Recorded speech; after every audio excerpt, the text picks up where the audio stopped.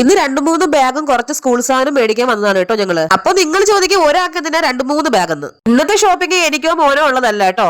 നമുക്കറിയാവുന്ന 2-3 പാവ കുഞ്ഞുങ്ങൾക്ക് വേണ്ടിയിട്ടാണേ.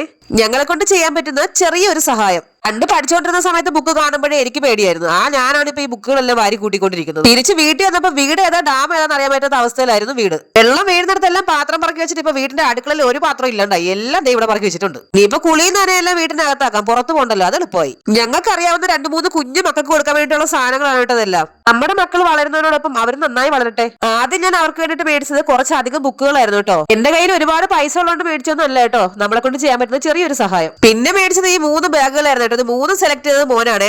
അത് കഴിഞ്ഞ് മേടിച്ചത് വെള്ളം കൊണ്ടുപോകാനുള്ള 3 ബോട്ടിലുകളായിരുന്നു കേട്ടോ. ആർക്കാണ് കൊടുക്കുന്നത് എന്നൊന്നും കാണിക്കുന്നില്ല കേട്ടോ. എന്തായാലും അർഹതപ്പെട്ട കൈകളിലാണ് നിൽക്കുന്നത്. പിന്നെ മേടിച്ചത് ലഞ്ച് ബോക്സ് ആയിരുന്നേ. ഇത് ഇൻസ്ട്രുമെന്റ് ബോക്സ്. മഴയായതുകൊണ്ട് ഞാൻ സ്കൂളിൽ പോണില്ല അമ്മയെന്ന് നിങ്ങൾ പറയുമെന്ന് എനിക്ക് അറിയാന്നുള്ളതുകൊണ്ട് ആദ്യമേ ഞാൻ കുട മേടിച്ചിട്ടുണ്ട് കേട്ടോ. പിന്നെ പെൻസില്, പേന, ക്രയോൺസ്, കട്ടർ എന്ന് വേണ്ട സകലമാന സാധനം മേടിച്ചിട്ടുണ്ട്. ഇങ്ങനെ ചെയ്യാൻ എനിക്ക് പറ്റുമെങ്കിൽ നിങ്ങൾക്കും തീർച്ചയായിട്ടും സാധിക്കും. ഒരുപാടൊന്നും വേണ്ട. നമ്മളെ കൊണ്ട് കഴിയുന്ന ചെറിയ ചെറിയ സഹായങ്ങൾ മാത്രം മറ്റുള്ളവർക്ക് വേണ്ടി ചെയ്യൂ. കുഞ്ഞു മക്കളല്ലേ, അവര് നമ്മളെ മക്കളോടൊപ്പം നന്നായി പഠിക്കട്ടെ. നമ്മുടെ ചാനൽ എല്ലാവരും സബ്സ്ക്രൈബ് ചെയ്ത് സഹായിക്കണേ. ടാറ്റാ.